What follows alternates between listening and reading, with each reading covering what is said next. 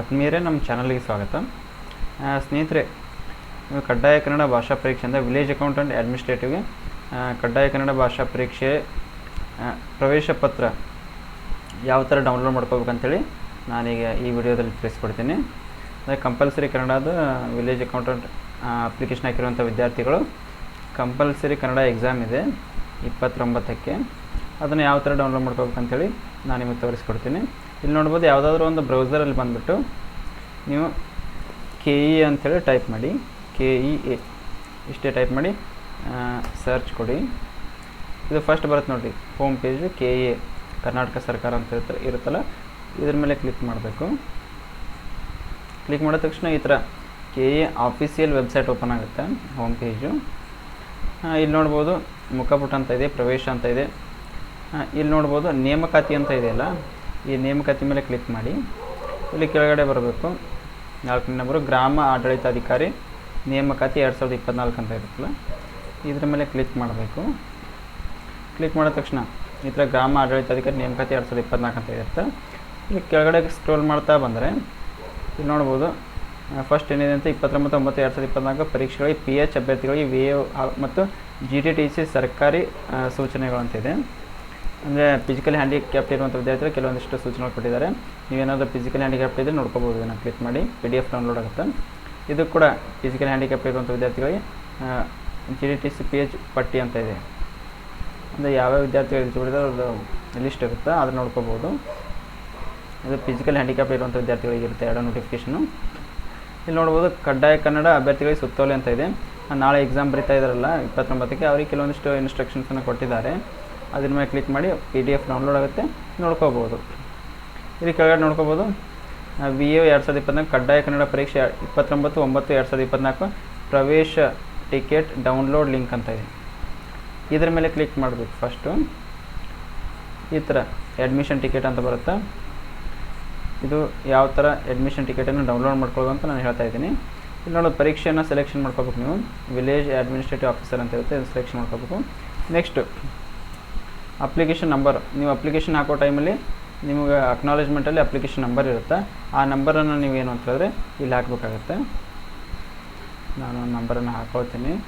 ಹಾಕ್ಕೊಂಡು ನೆಕ್ಸ್ಟು ನೀವು ಇಲ್ಲಿ ಅಪ್ಲಿಕಂಟ್ ನೇಮ್ ಅಂತ ಇದೆ. ಅಂದರೆ ನಿಮ್ಮ ನೇಮ್ ಏನಿರುತ್ತಲ್ಲ ಅದರ first 4 character of your name space also considered as character ಅಂತ ಇದೆ. ಅಂದರೆ ನಿಮ್ಮದು ಫಸ್ಟ್ ನೇಮ್ ಏನಿರುತ್ತಲ್ಲ ಅದು 4 ಲೆಟ್ರ್ ನೀವು ಟೈಪ್ ಮಾಡಬೇಕಾಗತ್ತೆ. ಟೈಪ್ ಮಾಡಿ ಇಲ್ಲಿ ಸಬ್ಮಿಟ್ ಅಂತ ಇರುತ್ತೆ, ಇದ್ರ ಮೇಲೆ ಕ್ಲಿಕ್ ಮಾಡಿ. ಕ್ಲಿಕ್ ಮಾಡಿದ ತಕ್ಷಣ ಈ ಥರ ನಿಮಗೆ ಹಾಲ್ ಟಿಕೆಟ್ ಏನಾಗುತ್ತೆ ಡೌನ್ಲೋಡ್ ಆಗುತ್ತೆ. ಸ್ನೇಹಿತರೆ, ಇದು ನಿಮ್ಮದು ಹಾಲ್ ಟಿಕೆಟ್ ಆಗಿರುತ್ತೆ. ಈ ಥರ ಹಾಲ್ ಟಿಕೆಟು ಡೌನ್ಲೋಡ್ ಆಗುತ್ತೆ. ಇಲ್ಲಿ ಪ್ರಿಂಟ್ ಅಂತ ಇರುತ್ತಲ್ಲ, ಇದ್ರ ಮೇಲೆ ಕ್ಲಿಕ್ ಮಾಡಿ ನೀವು ಪ್ರಿಂಟ್ ತೆಕ್ಕೋಬೋದು ಅಥವಾ PDF ಸೇವ್ ಕೂಡ ಮಾಡ್ಕೋಬೋದು. ಈ ಥರ ನೀವು ಸೇವ್ ಮಾಡ್ಕೋಬೋದು. ಡೆಸ್ಕ್ಟಾಪಲ್ಲಿ ಕೊಟ್ಟು ಡೌನ್ಲೋಡ್ ಇಲ್ಲಿ ಹಾಲ್ ಟಿಕೆಟ್ ಅಂತೇಳಿ ಟೈಪ್ ಮಾಡಿ. ಮೊಬೈಲಲ್ಲಿ ಆಗಿದ್ದರೂ ಕೂಡ ಡೌನ್ಲೋಡ್ ಆಗುತ್ತೆ. ಅದನ್ನು ನೀವು PDF ಸೇವ್ ಮಾಡಿಕೊಂಡು ಅದನ್ನು ನೀವು ನೆಟ್ ಸೆಂಟ್ರಿಗೆ ಹೋಗಿ ಪ್ರಿಂಟನ್ನು ತೆಕ್ಕೋಬೋದು. ನಿಮ್ಮಲ್ಲಿ ಪ್ರಿಂಟರ್ ಅವೈಲೇಬಲ್ ಇದ್ದರೆ ಈ ಥರ ಸೇವ್ ಅಂತ ಕೊಟ್ಟರೆ ಸೇವ್ ಆಗುತ್ತೆ. ಈ ಥರ ಇದಷ್ಟು ಯಾವ ಥರ ನಿಮಗೆ ವಿಲೇಜ್ ಅಡ್ಮಿನಿಸ್ಟ್ರೇಟಿವ್ ಆಫೀಸರ್ ಎಕ್ಸಾಮ್ಗೆ ಕಂಪಲ್ಸರಿ ಕನ್ನಡ ಅದು ಹಾಲ್ ಟಿಕೆಟ್ ಯಾವ ಥರ ಡೌನ್ಲೋಡ್ ಮಾಡ್ಬೇಕಂತೇಳಿ ನಾನು ನಿಮಗೆ ತೋರಿಸ್ಕೊಟ್ಟಿದ್ದೀನಿ. ಆಮೇಲೆ ಇನ್ನು ಬ್ಯಾಕ್ ಬಂದರೆ ಕೆಲವೊಂದಿಷ್ಟು ಎಕ್ಸಾಮ್ ಬರೆಯುವಂಥ ವಿದ್ಯಾರ್ಥಿಗಳ ಇನ್ಸ್ಟ್ರಕ್ಷನ್ಸ್ ಇದೆ. ಇದ್ರ ಮೇಲೆ ಕ್ಲಿಕ್ ಮಾಡಿ ನೀವು ಇನ್ಸ್ಟ್ರಕ್ಷನ್ಸನ್ನು ನೋಡ್ಕೋಬೋದು, ಏನೇನು ಹೇಳ್ತಾ ಇದ್ದಾರೆ ಅಂಥೇಳಿ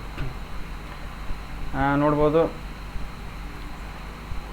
ಕರ್ನಾಟಕ ಪರೀಕ್ಷಾ ಪ್ರಾಧಿಕಾರವು ಕಂದಾಯ ಇಲಾಖೆ ಗ್ರಾಮಾಡಳಿತಾಧಿಕಾರಿ ಹುದ್ದೆಗಳಿಗೆ ಮತ್ತು GTTC ಸಂಸ್ಥೆಯ ವಿವಿಧ ವೃಂದದ ಹುದ್ದೆಗಳಿಗೆ ದಿನಾಂಕ 29/9/2024 ಕಡ್ಡಾಯ ಕನ್ನಡ ಪರೀಕ್ಷೆ ನಡೆಸಲಾಗುತ್ತಿದೆ ಅಂತ ಇದೆ.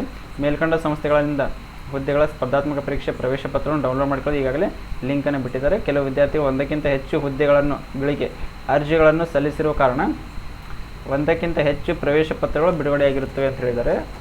ಒಂದೇ ದಿನಾಂಕದಂದು 1ಕ್ಕಿಂತ ಹೆಚ್ಚು ಪರೀಕ್ಷಾ ಕೇಂದ್ರಕ್ಕೆ ಪ್ರವೇಶ ಪತ್ರ ಹೊಂದಿರುವ ಅಭ್ಯರ್ಥಿಗಳು ಯಾವುದಾದ್ರೂ ಒಂದು ಪರೀಕ್ಷಾ ಕೇಂದ್ರದಲ್ಲಿ ಮಾತ್ರ ಪರೀಕ್ಷೆಗೆ ಹಾಜರಾಗತಕ್ಕದ್ದು ಅಂತ ಇದೆ.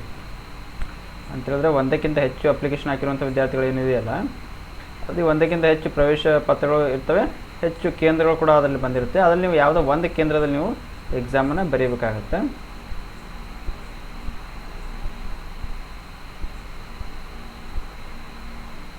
ಮತ್ತು ಪರೀಕ್ಷೆ ನಂತರ ಪರೀಕ್ಷೆಗೆ ಹಾಜರಾದ ಪ್ರವೇಶ ಪತ್ರದೊಂದಿಗೆ ಅಭ್ಯರ್ಥಿಯು ಹಾಜರಾಗದೆ ಉಳಿದ ಇನ್ನೊಂದು ಪರೀಕ್ಷಾ ಕೇಂದ್ರದ ಪ್ರವೇಶ ಪತ್ರವನ್ನು ಖುದ್ದಾಗಿ ಅಥವಾ ಅಂಚೆಯ ಮೂಲಕ ದಿನಾಂಕ 5/10/2024 ಪ್ರಾಧಿಕಾರಕ್ಕೆ ಸಲ್ಲಿಸತಕ್ಕದ್ದು ಅಂತಿದೆ ನೋಡಿ. ಮತ್ತು ಇಲ್ಲೊಂದಿದೆ ನೋಡ್ಬೋದು, ಏನು ಹೇಳ್ತಾ ಇದ್ದಾರೆ ಅಂತ ಹೇಳಿದ್ರೆ, ಅದು ಯಾವುದಕ್ಕೆ ನೀವು ಬಿಟ್ಟಿರ್ತಿರಲ್ಲ ಎಕ್ಸಾಮ್ ಬರೀದೇ ಬಿಟ್ಟಿರುವಂಥ ಸೆಂಟ್ರ್ ಏನಿರುತ್ತಲ್ಲ ಅದರ ಪ್ರವೇಶ ಪತ್ರವನ್ನು ಕಳಿಸ್ಕೊಡ್ಬೇಕಂತ ಹೇಳ್ತಾ ಇದ್ದಾರೆ.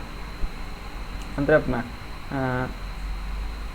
ಪರೀಕ್ಷೆಗೆ ನಂತರ ಪರೀಕ್ಷೆಗೆ ಹಾಜರಾದ ಪ್ರವೇಶ ಪತ್ರದೊಂದಿಗೆ ಅಭ್ಯರ್ಥಿಯು ಹಾಜರಾಗದೇ ಉಳಿದ ಇನ್ನೊಂದು ಪರೀಕ್ಷಾ ಕೇಂದ್ರದ ಪ್ರವೇಶ ಪತ್ರವನ್ನು ಖುದ್ದಾಗಿ ಅಥವಾ ಅಂಚೆ ಮೂಲಕ ಕೆಗೆ ಸಲ್ಲಿಸಬೇಕಂತ ಹೇಳಿದ್ದಾರೆ. ಇದು ನೋಡ್ಕೊಳ್ಳಿ, ಈ ಥರ ಎಲ್ಲ ಇನ್ಸ್ಟ್ರಕ್ಷನ್ಸ್ ಇದ್ದಾವೆ ಸ್ನೇಹಿತರೆ. ಯಾರು ಒಂದಕ್ಕಿಂತ ಹೆಚ್ಚು ಹುದ್ದೆಗಳಿಗೆ ಯಾರು ಅಪ್ಲಿಕೇಶನ್ ಹಾಕಿದ್ರಲ್ಲ ಅವರು.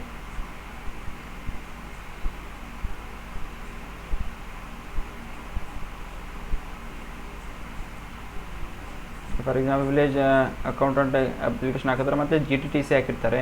ಆ ಥರ ಬೇರೆ ಬೇರೆ ಎಕ್ಸಾಮಿಗೆ ನೀವು ಅಪ್ಲಿಕೇಶನ್ ಹಾಕಿದ್ರು ಇದರಲ್ಲೇ ಕಡ್ಡಾಯ ಕನ್ನಡ ಎಟ್ ಎ ಟೈಮ್ ನಡೆಸ್ತಾ ಇದ್ದಾರೆ ಅವರು. ಹೀಗಾಗಿ ಬೇರೆ ಹುದ್ದೆ ಕೂಡ ಅಲ್ಲಿನೂ ಕೂಡ ಅಂದರೆ ಅಡ್ಮಿಷನ್ ಟಿಕೆಟ್ ಡೌನ್ಲೋಡ್ ಆಗುತ್ತೆ.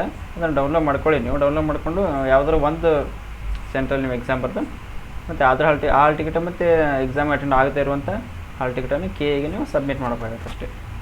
ಸ್ನೇಹಿತರೆ, ಮತ್ತೇನಾದರೂ ಅಪ್ಡೇಟ್ಸ್ ನಾನು ತಿಳಿಸ್ತಾನೆ ಇರ್ತೀನಿ. ನಾವು ಮಾಡುವಂಥ ವೀಡಿಯೋಸ್ ನೋಟಿಫಿಕೇಷನ್ ಬೇಕು ಅಂತ ಹೇಳಿದ್ರೆ ನಮ್ಮ ಚಾನಲ್ನ ಸಬ್ಸ್ಕ್ರೈಬ್ ಮಾಡ್ಕೊಳ್ಳಿ, ಹಾಗೆ ನಿಮ್ಮ ಸ್ನೇಹಿತರು ಕೂಡ ಶೇರ್ ಮಾಡಿ. Thank you.